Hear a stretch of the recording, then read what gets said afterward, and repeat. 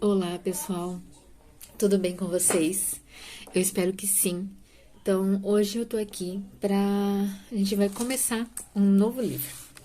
A gente vai começar em Atos, também conhecido, como Atos dos Apóstolos. É um livro onde o Espírito Santo desceu sobre nós e tem muitas coisas, muito legal mesmo. Eu vou procurar ser o mais breve possível que eu conseguir, amém? Mas é porque realmente tem muitas informações e nossa, é fogo puro. Então vamos lá, né? Eu vou começar falando um pouquinho sobre esse livro, tá? É um livro que ele foi escrito por Lucas, né? Lucas, aquele do Evangelho de Lucas. Ele escreveu 2 livros, o Evangelho de Lucas e Atos dos Apóstolos. Ele foi um médico gentil, né? E ele relata, né, principalmente para uma expansão da igreja, né, a igreja primitiva que eles chamam. Então, Lucas ele acompanhou Paulo em muitas viagens, né, e ele foi testemunha aí ocular de muitas coisas que aconteceram aí durante essas viagens, né, durante as missões de Paulo. E Lucas ele pesquisou os acontecimentos encontrados tanto nesse livro de Atos como no livro de Lucas, no Evangelho de Lucas também. Ele pesquisou para dar aos seus leitores uns relatos confiáveis, né, de que e ele desejava que os seus leitores eles firmassem um compromisso cristão mesmo. Então, mesmo, né, naquele mundo pagão onde eles viviam, né, com tantos deuses e com tantas misturas, né, como hoje, né, nós também temos. Então, esse livro ele foi endereçado a Teófilo. Teófilo significa amigo de Deus. Ele é aí também para todos nós, amém? Então, Atos ele pode ser um livro que pode ser lido como Jesus é o Salvador do mundo, né? Então vamos lá. Vamos começando ali no primeiro versículo já, que fala assim: Em meu primeiro livro, que significa que é o primeiro livro dele, foi o Evangelho de Lucas. Relatei a você, Teófilo, o amigo de Deus, tudo que Jesus começou a fazer e ensinar, né? Então, ele relatou aí todas as coisas que Jesus ensinou e todas as coisas que Jesus fez. Então, no 2, ele fala: até o dia em que foi levado para o céu, depois de dar a seus apóstolos escolhidos mais instruções por meio do Espírito Santo. Então, Jesus, né, nos dias em que teve aqui na terra, ele ficou 40 dias, depois da sua ressurreição, ele ficou 40 dias ainda aqui na terra. Né? Apareceu para algumas pessoas, na verdade, aproximadamente 500 pessoas. Então, ele continuou falando sobre o reino de Deus. Então, olha só a importância de nós anunciarmos o reino de Deus, né? Então, no 4 ele fala assim, no 3 ele fala isso. Durante os 40 dias após seu sofrimento e morte, Jesus apareceu aos apóstolos diversas vezes. Ele lhes apresentou muitas provas claras de que estava vivo e lhes falou do reino de Deus. Amém? E no 4, não saiam, ele deu uma ordem, né, aos discípulos. Não saiam de Jerusalém até o Pai enviar a promessa, conforme eu lhes disse antes. João batizou com água, mas dentro de poucos dias vocês serão batizados com o Espírito Santo. Então, olha só. Estava lendo esse versículo ali, o 4, e fala: não saiam de Jerusalém até o Pai enviar a promessa. E o Espírito Santo me lembrou: não deixe de orar por aquilo que você está pedindo até que o Senhor realize a promessa. Né? Então, é importante, né, isso para nós, para a gente não deixar de orar até nós recebermos a promessa. Amém? E depois ali no 5 ele fala que João batizou com água, mas nós seríamos batizados com o Espírito Santo, né? Então, no 6, ele fala assim: então os que estavam com Jesus lhe perguntaram: Senhor, Será esse o momento em que restaurará o reino a Israel? Por que eles perguntam isso? Porque os judeus eles estavam ansiosos para que Jesus, para um Messias militar, né, que viesse e restaurasse o reino a Israel, porque eles eram realmente muito oprimidos por Roma e eles queriam muito essa libertação, né? E no 7, e ele respondeu: o Pai já determinou o tempo e a ocasião para que isso aconteça, e não cabe a vocês saber. Então, olha só, toda vez que a gente fica muito ansioso, muito ansiosa por aquilo que lá no futuro, que ainda nem aconteceu, a gente pode lembrar disso aqui, que Deus ele já preparou o tempo e a ocasião para todas as coisas. Também assim como diz lá em Eclesiastes, né? Há tempo para todas as coisas debaixo do céu.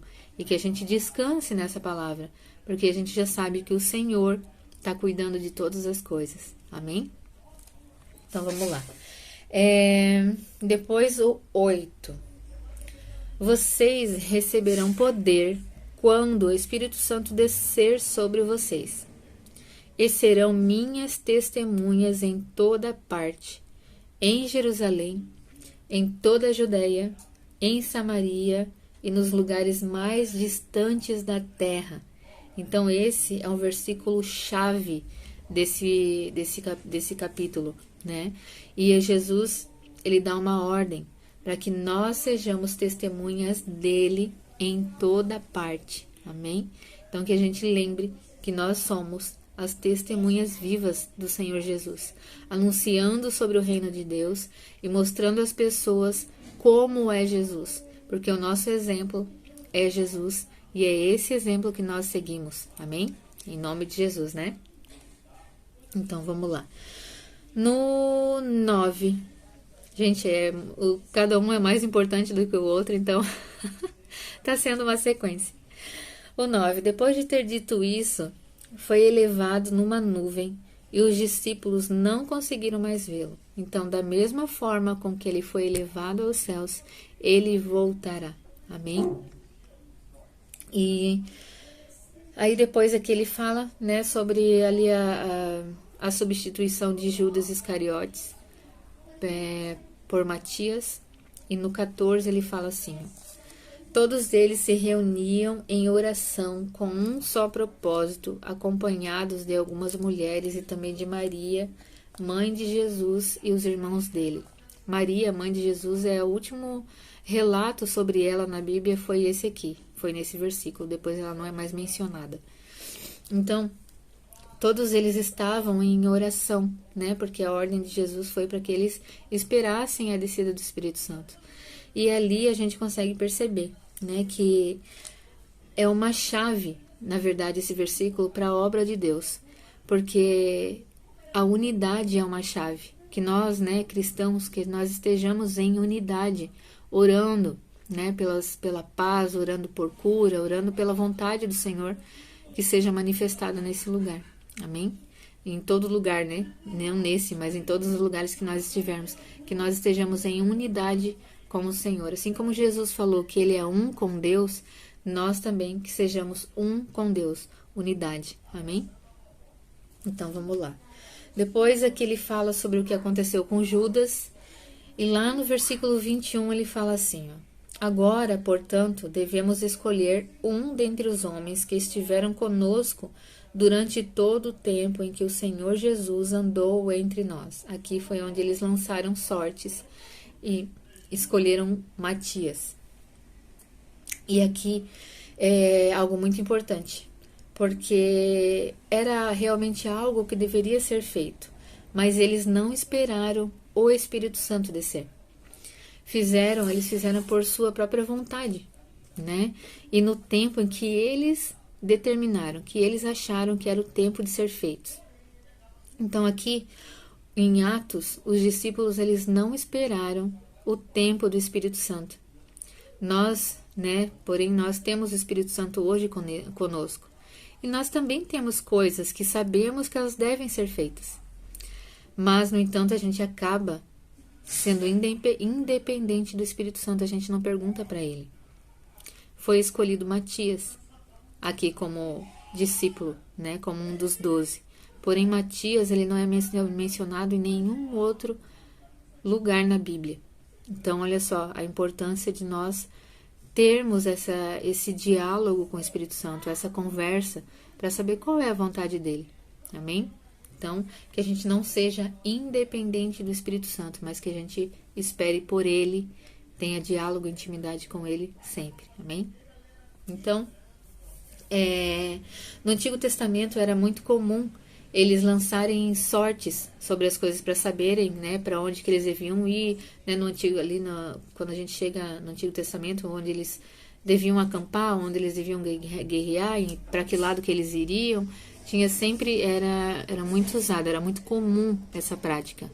Mas depois de Pentecostes, a gente não tem nenhum relato na Bíblia sobre lançar sortes. Então, aí ensinando novamente a gente que após o Pentecostes, com o Espírito Santo conosco, a gente consulta o Espírito Santo, amém? E não precisa mais lançar sorte, nem buscar em nenhum outro lugar, somente no Espírito Santo, amém?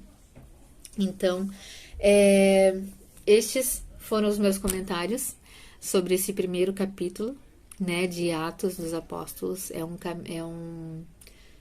um livro cheio de coisas legais, é um livro muito powerful, e eu espero que com a leitura dele, com o nosso caminhar, né, por esse livro, a gente continue crescendo aí em powerful também, amém?